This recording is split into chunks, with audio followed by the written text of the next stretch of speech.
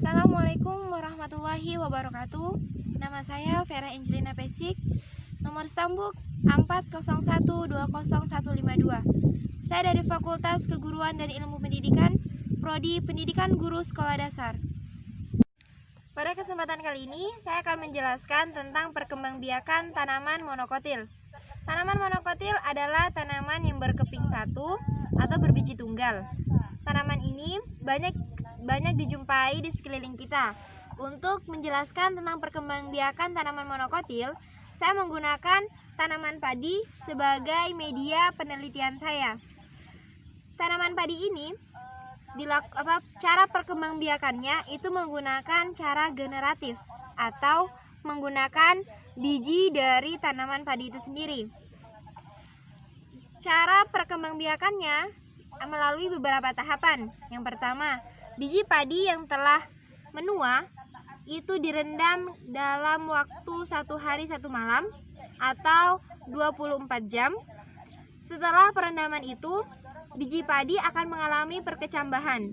Dan dari biji padi yang sudah berkecambah itu, kemudian biji padi disebar atau ditaburkan di lahan yang sudah siap untuk ditanami padi. Seperti kita lihat di sebelah sini, ini merupakan lahan yang siap untuk kita tanami padi. Kemudian setelah penyebaran biji padi tersebut memerlukan waktu sekitar 10 sampai 15 hari. Kita lihat di sini, ini merupakan tanaman padi yang sudah berumur 15 hari.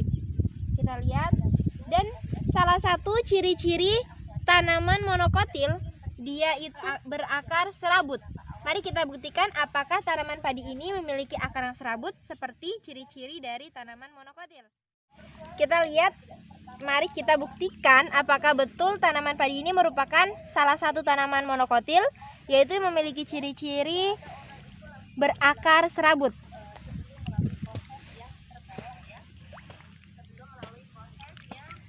Kita lihat, tanaman padi ini ternyata betul merupakan salah satu tanaman monokotil karena dia memenuhi salah satu ciri-cirinya, yaitu berakar serabut.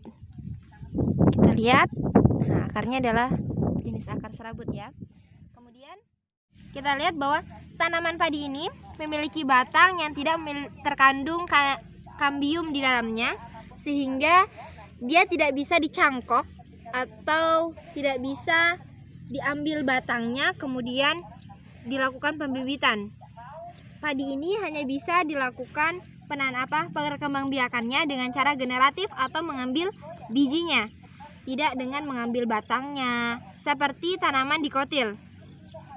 Itu merupakan salah satu perbedaan tanaman monokotil dan tanaman dikotil atau cara perkembangbiakannya. Karena jika di tanaman dikotil, dia itu bisa berkembang biak dengan cara pencangkokan, yaitu dengan cara mengambil bagian batang dari tanaman atau pohon yang termasuk dalam tanaman dikotil. Sedangkan dari tanaman monokotil itu tidak bisa dilakukan perkembangbiakan dengan cara pencangkokan karena pada batang tanaman monokotil ini tidak mengandung kambium. Demikian penjelasan saya tentang perkembangbiakan tanaman monokotil yang pada kesempatan kali ini saya menjelaskan dengan menggunakan media tanaman padi.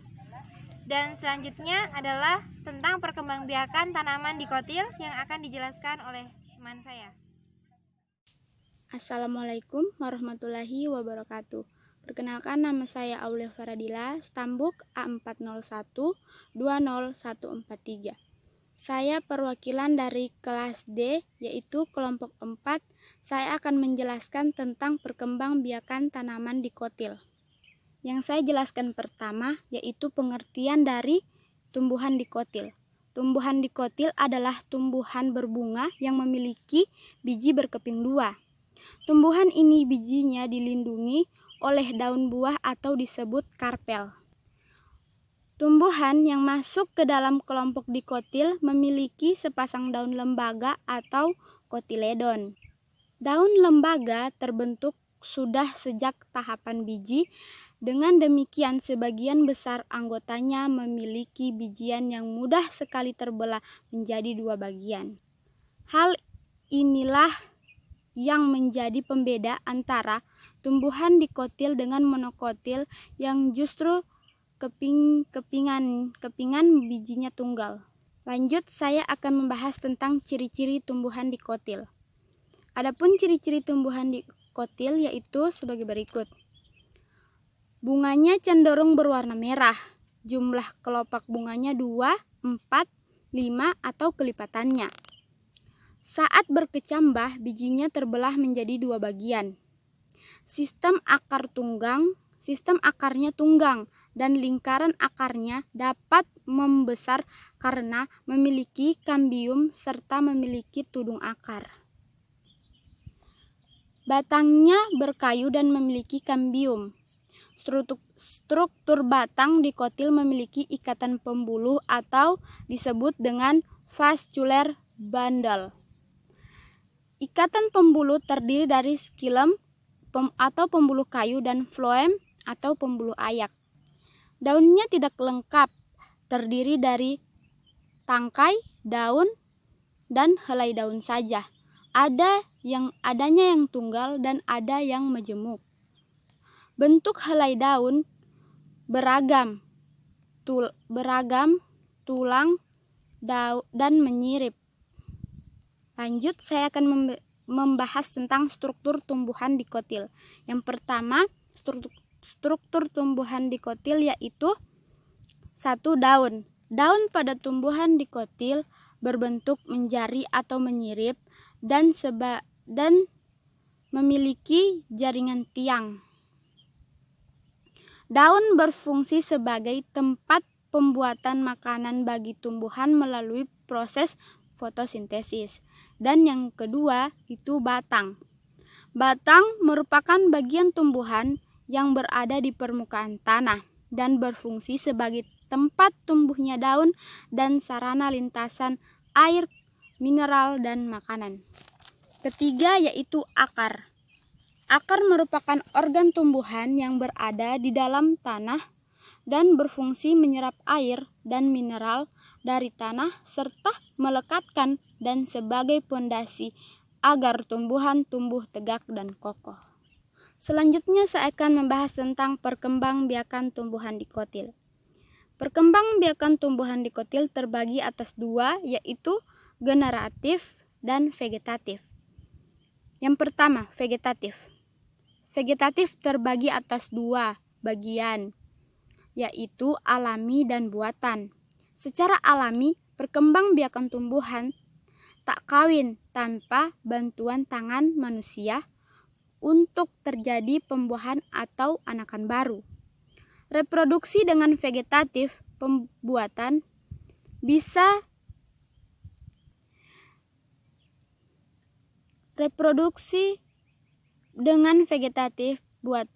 bisa dilakukan dengan merunduk, menyetek, menyambung, dan mencangkok. Mencangkok dilakukan pada tanaman dikotil dengan cara membuang sebagian kulit dan kambium secara melingkar pada cabang. Kemudian daerah lukanya dibalut oleh tanah atau media lain dan diikat serta dibiarkan sampai tumbuh akar. Yang kedua yaitu generatif. Alat perkembangbiakan angiosperma adalah bunga. Bunga meliputi berdasarkan perhiasan bunga dan alat kelamin bunga. Perhiasan bunga meliputi kelopak dan mahkota bunga, alat kelamin bunga, atau alat perkembangbiakan. Bagian sebelah dalam dari lingkaran perhiasan bunga adalah alat kelamin bunga. Bagian alat kelamin bunga terdiri dari benang sari sebagai alat kelamin pembiakan jantan dan putik sebagai alat pembiakan betina. Benang sari pada lingkaran sebelah luar dari putik. Demikianlah pembahasan saya atau penjelasan saya tentang perkembangbiakan tanaman dikotil. Sekian dan terima kasih.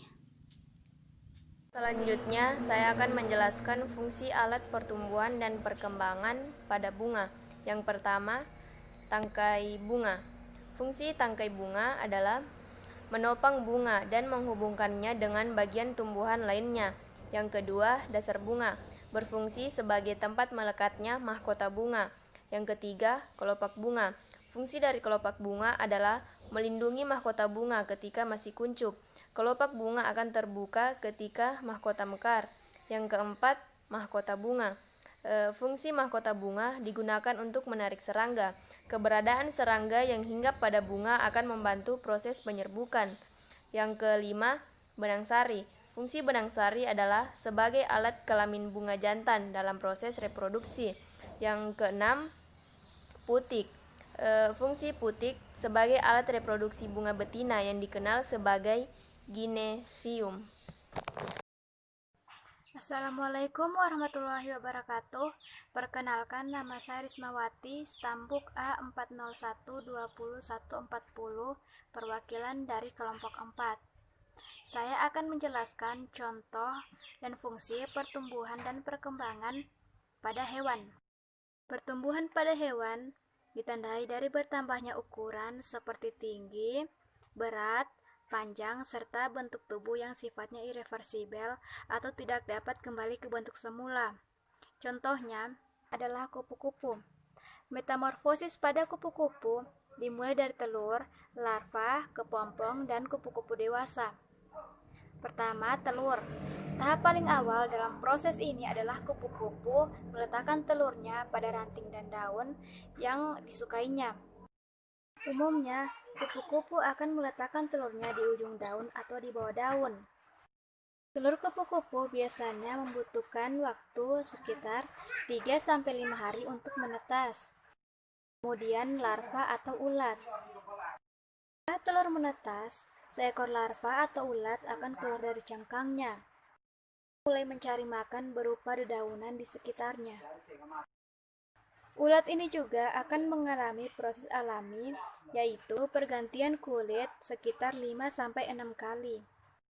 Setelah ulat merasa cukup untuk makan, dia akan mencari tempat untuk menjadi sebuah kepompong. Kemudian tahap keempat yaitu kepompong. Kepompong biasanya dibungkus dengan sesuatu yang berwarna coklat dan keras. Kepompong biasanya berpuasa selama 7-20 hari dengan tidak makan dan minum. Waktu kepompong ini biasanya berbeda-beda tergantung spesiesnya. Yang terakhir adalah kupu-kupu atau imago. Imago adalah proses sebuah kepompong akan berubah menjadi seekor kupu-kupu. Pada mulanya, kupu-kupu akan keluar dari kepompong dengan sayap yang masih kecil, kusut dan basah karena adanya cairan. Cairan ini sebenarnya berguna untuk membantu pembesaran sayap kupu-kupu. Setelah keluar dari cangkang kepompong, kupu-kupu akan merangkak ke atas dahan agar tubuhnya mengering. Sayapnya bisa berfungsi dengan normal. Kupu-kupu akan memenuhi kebutuhan makanan dengan mencari bunga untuk menyerap nektar atau sari bunga pada siang hari. Adapun fungsi pada kupu-kupu yaitu kaki yang berfungsi sebagai alat dalam mengenal lawan jenis atau bunga. Itu berfungsi juga untuk membantu kupu-kupu dalam berjalan. Kemudian sayap berfungsi sebagai alat gerak kupu-kupu untuk terbang. Yang terakhir perut, yaitu berfungsi untuk mencerna makanan. Sekian dari saya mengenai contoh dan fungsi pertumbuhan dan perkembangan pada hewan. Sekian, terima kasih. Assalamualaikum warahmatullahi wabarakatuh. Assalamualaikum warahmatullahi wabarakatuh. Perkenalkan, nama saya Delanda Renggolaon. Saya akan menjelaskan pertumbuhan dari subjudul pertumbuhan dan perkembangbiakan pada manusia. Sebelum kita lanjut, sebaiknya kita mengetahui dulu apa itu pertumbuhan. Apa itu pertumbuhan?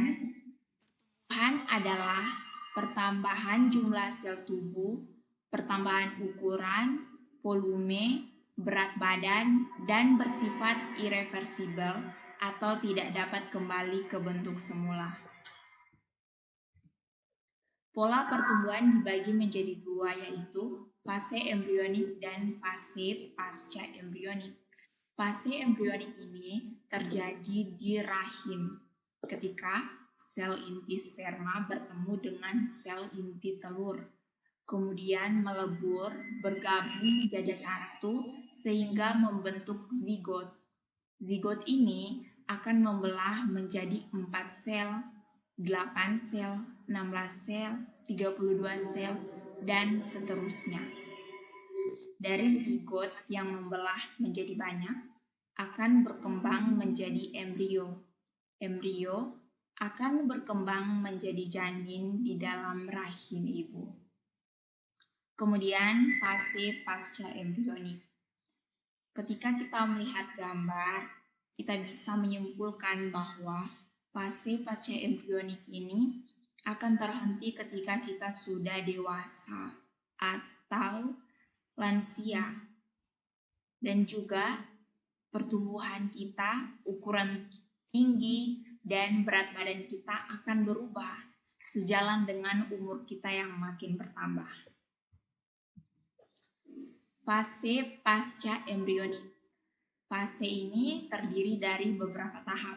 Yang pertama, tahap bayi umur 0 sampai 1 tahun.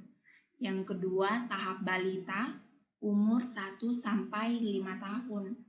Tahap anak-anak umur 5 sampai 12 tahun. Tahap remaja umur 12 sampai 17 tahun. Tahap dewasa umur 17 sampai 40 tahun. Tahap lansia 60-an ke atas.